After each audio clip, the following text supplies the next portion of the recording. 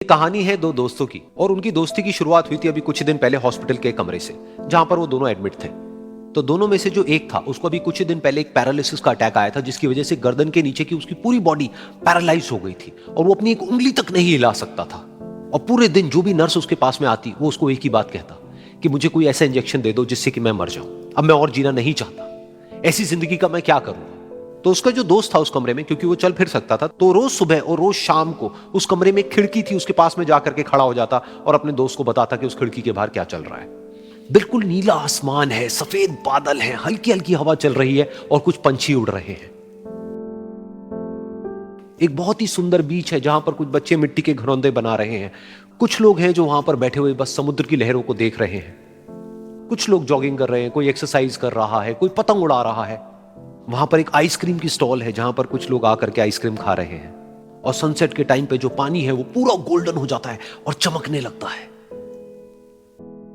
तो शुरू में तो जब उसने वो सब बताना शुरू किया तो उसके दोस्त के ऊपर ज्यादा असर नहीं हुआ, लेकिन धीरे धीरे उसके अंदर जीने की चाह जागने लगी।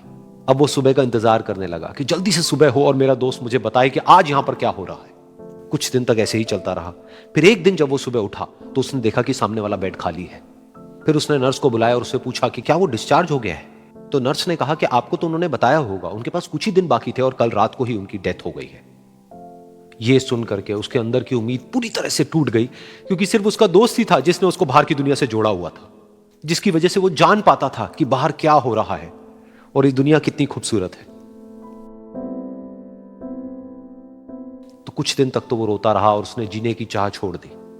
लेकिन दूसरी ही तरफ से उसके अंदर कहीं ना कहीं एक नई चाह पैदा हुई कि काश मरने से पहले एक बार मैं खुद अपनी आंखों से देखूं इस खिड़की के बाहर कि दुनिया कैसी है। जैसे जैसे उसकी ये चाह बढ़ने लगी, उसको अपने अंदर एक अजीब सी एनर्जी महसूस होने लगी। और फिर एक दिन उसने अपनी पूरी ताकत लगा दी और किसी तरीके से वो बेड से नीचे गिरा और पकड़ पकड़ करके किसी तरह से उस खिड़की तक पहुंचा। फिर उस खिड़की को पकड़ करके वो खड़ा हुआ और खिड़की के बाहर देख लिया।